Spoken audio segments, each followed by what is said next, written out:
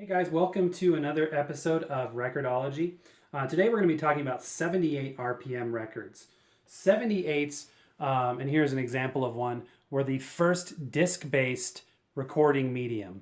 They look similar to a vinyl record, however, they're a lot more rigid, they don't warp, and that's because they're not made out of PVC.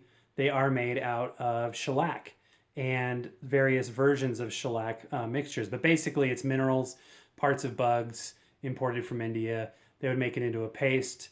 They would make the paste into biscuits, and they would press those biscuits between two stampers in a press, just like they do with vinyl. But these are really interesting because they don't warp, so they never have warp problems. However, they are brittle, so they will shatter. In fact, I've got an example of one I just bought. I just found out it's got some breakage issues. This is one of the earlier ones. This is about a 100-year-old record, and we'll cover this on a future episode. This is a Victor release. This is an acoustic recording. So this was recorded in a studio with no electronics whatsoever. Just a bunch of musicians. Well, in this case, it's a trio, so it wasn't a bunch. And they actually sat in a studio, and they would, instead of microphones, there would be horns or funnels, and they would put the quiet instruments up front, and then they would put the louder ones in the back. So that the violins would be closer and be easier to record, and the louder ones that had louder sound coming from them would be in the back. And they would record through that horn. The horn would be piped into a room next door, and then the sound would be funneled acoustically, just vibrations through air, all the way down to a recording stylus on a lathe that would cut those vibrations into wax that was the same size and shape as a final record.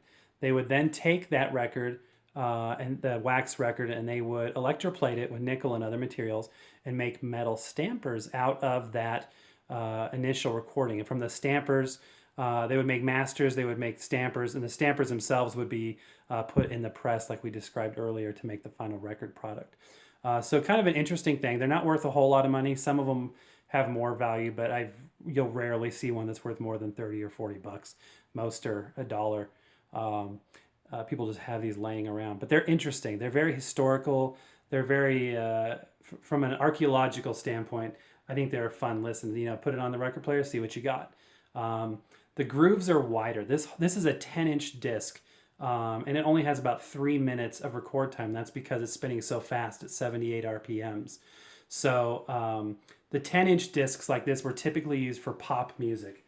However, they did release 78s that had classical music as well. So for those, they would use a 12-inch disc. So the same speed, RPM, 78. However, this was a 12-inch disc. So this is the same size as like a regular LP. Now, I don't know if you can see it there, but in the recording surface, you can see some modulation that shows up more prominently than other parts. Those would be louder passages. These grooves are a lot wider than a regular vinyl record. So you can literally visually see the modulation changes when the volume would change there. So that's kind of interesting. Typically, the best way to play a 78 RPM record is with a 3mm stylus. However, we don't have one of those, so we're going to be using a 1mm stylus. So the sound quality would be a little bit better if you were filling that groove with a wider stylus, but we won't be doing that. Anyway, by the mid-20s, we were recording 78s electronically. And for a while, you'll see a lot of releases that would put electronically recorded on there because that was kind of a marketing thing. Again, going back to how brittle they are, here's another one I just picked up and found out, oops, we got some breakage there. Again, these will break. They won't warp, but they will shatter. So that's that. What I am going to play for you is a 78 that I got yesterday, and it's already on the record player there. It's a Glenn Miller release, Tuxedo Junction, I believe. And again, smaller stylus than I'm supposed to be using on there, so you'll hear a little bit more surface noise, and the sound won't be as rich as it would be if I was using a wider stylus, but you get the idea. It's a much more noisy medium. Vinyl is great because it's very quiet. I mean, that needle on clean vinyl, on high quality vinyl, you will not hear any surface background noise at all if it's clean. On a 78, even if it's cleaned, you'll hardly be able to avoid hearing all of that noise. So I am going to start the record, and I am going to clean it really quickly. And with a brush there. And then here, let's go ahead and listen to it.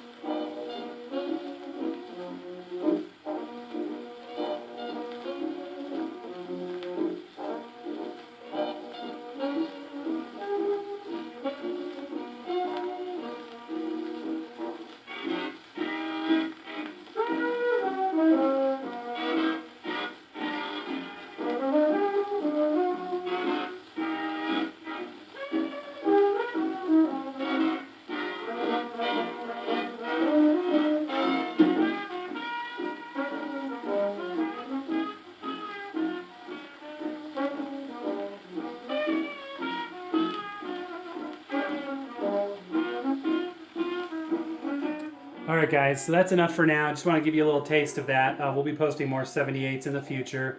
Again, it's a cool record format to collect. They're very historic. They date back to the turn of the century, and you can find some real gems there. Again, these could be lurking in your own attic or basement. You just never know. And it's really fun to discover them and to see what's on them and to hear music that, may not have been may not have been listened to in, 70, 80 years. And it's a format that lasted until the 1950s. Elvis even recorded a couple of records that were released on 78. But some of these are just some fantastic records to find. So definitely worth the hunt. All right, guys, as always, happy record hunting, and we'll see you next time.